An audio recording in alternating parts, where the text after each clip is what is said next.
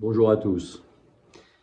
Eh bien, il est rude notre marché du logement depuis 2022, avec la hausse brutale à l'époque des taux d'intérêt, bloquant totalement les possibilités de financement, puis un certain nombre d'autres facteurs, l'inflation, la crise énergétique, le contexte géopolitique, la réglementation sur les passoires thermiques et j'en passe.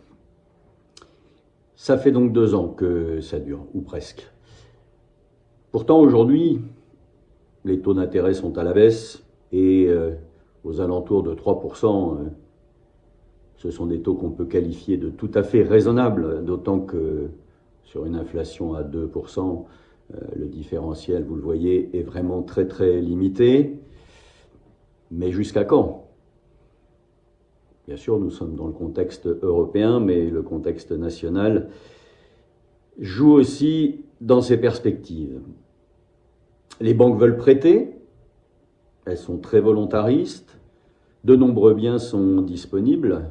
Seulement voilà, notre situation économique, financière, politique crée beaucoup d'attentisme, évidemment. Tout le monde se demande de quoi demain sera fait, alors on épargne. Les livrets A n'ont jamais été aussi remplis. Alors, quand on me demande, Jean-Luc, si j'achète, qu'est-ce que vaudra mon bien dans 5 ans ? Alors, si je répondais à cette question, ça voudrait dire que je suis soit devin, soit un charlatan. Je n'ai pas de boule de cristal. Mais par contre, j'ai un excellent rétroviseur. Depuis 25 ans ou 24 ans, ce sont des statistiques qui sortent de l'INSEE et de la Chambre des notaires, la valeur des biens immobiliers, vous avez plusieurs courbes ici, nationales, mais en Ile-de-France, si on prend celle-ci, entre 1999 et 2022,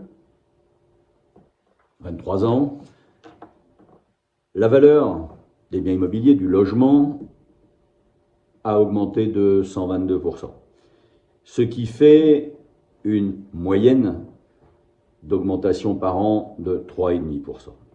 Alors bien sûr, il y a eu quelques creux de vague, et encore une fois, on est dedans en ce moment. Ce qui ne veut pas dire non plus un effondrement des prix pour autant.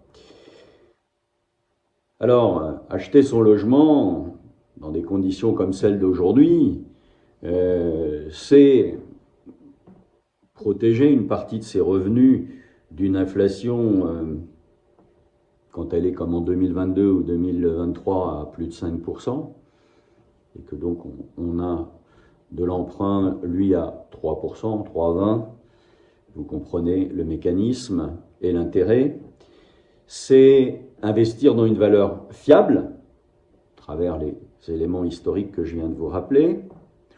Au passage, c'est aussi avoir une forme d'assurance vie, à travers l'assurance décès invalidité. Et puis, on vit aussi. Et le temps passe et on n'élève pas ses enfants dans son livret A, on ne reçoit pas ses amis dans son portefeuille boursier. Alors oui, je pense que la période est favorable pour acheter pour toutes ces raisons. Mais il faut évidemment acheter le bon bien au bon endroit et évidemment au bon prix. Et ça, c'est notre métier, vous accompagner, vous conseiller. Alors, à bientôt j'espère.